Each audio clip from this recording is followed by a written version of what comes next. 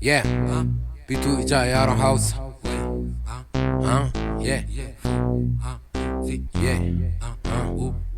to bari in fara kaɗan za shi ji labari sai haka ka zo ka duba za ka ji ka gane cewa gari idan na turo gari zani kai ka ruwan kwankware zani ce da kai karkata ka tudu idan ka taka akwai makayan da sun ka ɓoye a can lokaci za ka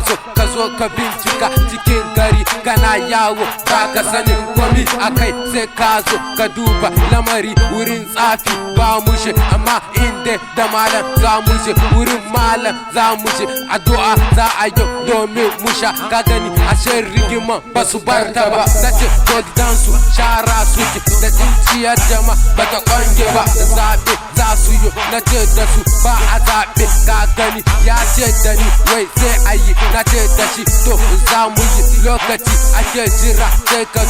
zo ka duba ba kai sai ka zo ka san lokaci ake jira ka zo ka sallama wuri nace babu ka domin idan da kai ka san nace ba ka kai labari sai ka tsaya domin abin da ya fi karfinka ka mai da shi wasa da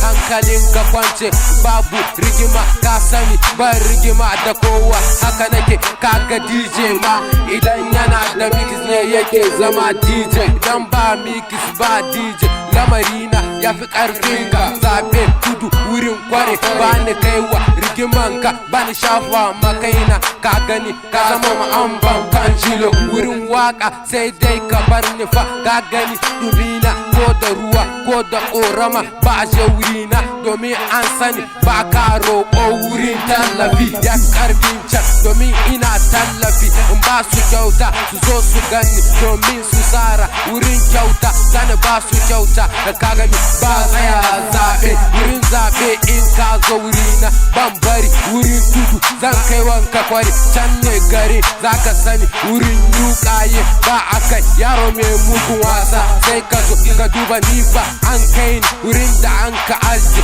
bam da sarwansu in tadda wuta yanda ne ga dama har sashe dama da hannuna yake to abinda zani yi da harsashe an ce min na yi ka gani magana ta ce to bani son gardama ka san haka تفهم كلام هذه هي